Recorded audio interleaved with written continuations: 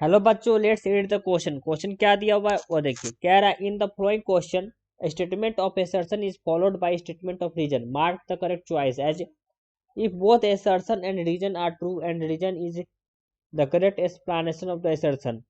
If both assertion and reason are true but reason is not the correct explanation of the assertion. फिर कह रहा है if the assertion is true but reason is false. D क्या है? if both assertion and reason are false. तो assertion क्या है? In a purely inductive और कैपेसिटिव सर्किट, एक हमारा प्योरली इंडक्टिव और कैपेसिटिव सर्किट है, तो current is refer to as wattless current. फिर इसको no power is dissipated in a purely inductive और capacitive circuit even through a current flowing in the circuit. तो देखिए इसका जवाब क्या होगा। प्योरली इंडक्टिव और कैपेसिटिव सर्किट में पावर जो फैक्टर जो होता है हमारा cos फाई 0 के बराबर होता है। ठीक है, इन प्योरली हमारा इंडक्टिव हो या कैपेसिटिव हो, इंडक्टिव या कैपेसिटिव सर्किट में। ठीक है, कैपेसिटिव सर्किट में जो होता है, कैपेसिटिव सर्किट,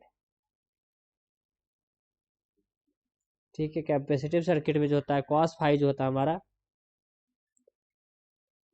cos फाई जो होता है 0 के बराबर होता है। ठीक है, no power is dissipated even through a current is flowing in the circuit. तो यहाँ कोई भी पावर जो है, नो पावर डिसिपेटेड, यहाँ पे कोई भी पावर जो होता है हमारा डिसिपेट नहीं करता है, no power dissipated.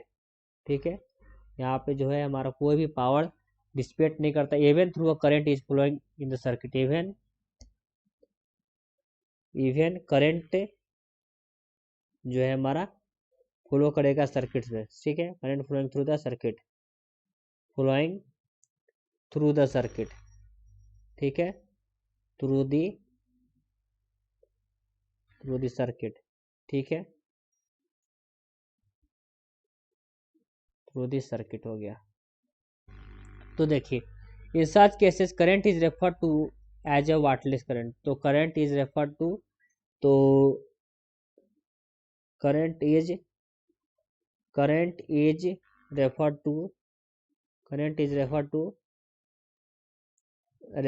To wattless current. ठीक है, तो यहाँ पे दोनों स्टेटमेंट जो है हमारे असर्शन रीजन जो है दोनों सही है, वाटलेस करंट।